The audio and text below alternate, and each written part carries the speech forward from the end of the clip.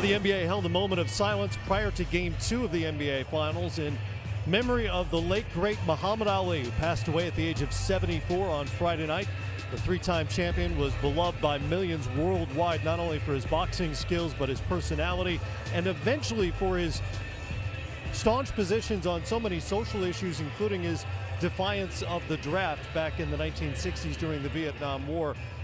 You issued a nice statement about Muhammad Ali, as so many did, and about what he meant to you. Yeah, he's by far and away the most, other than my grandmother, the most important person in my life as far as just trying to make a difference. And, you know, I released a statement, Matt, because I really needed some time to get my thoughts together, because I really didn't know what to say. I knew that day was coming, but when it happened, it still hurt a lot. And I just wanted to thank him. I always talk about Martin Luther King, Bill Russell, Kareem was involved, and Jim Brown, all those guys. But for some reason, Ali and Dr. King and Bill Russell had the greatest influence on me about, number one, talking about black causes, but also talking about poverty. Because America is the greatest place in the world, but we have really become the rich against the poor. If you're born poor in this country, whether you're white or black, you're going to be in a bad neighborhood and probably go to a bad school.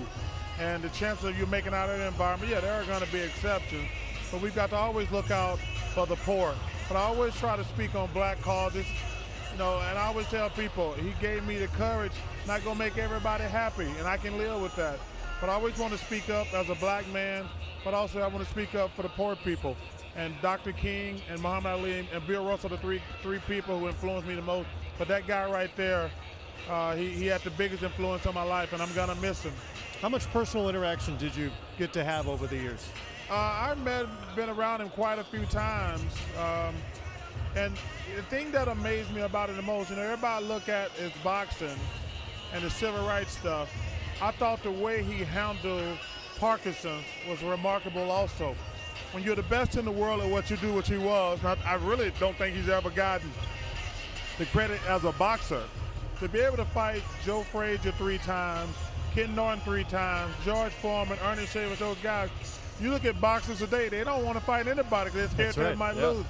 His ability to lose and come back always made him admired. I mean, the civil rights stuff is more important and significant, but and that's the first thing people talk about is civil rights. But I'm talking about to be a greater boxer and take all, obviously we can debate boxing, but to have the intestinal fortitude to lose and come back time and time again was remarkable. But man, the civil rights stuff, he always gonna give me the courage to stand up for people, especially my people, black people, but also all people who can't defend themselves. That's why I'm big on the commissioner about moving that all-star game.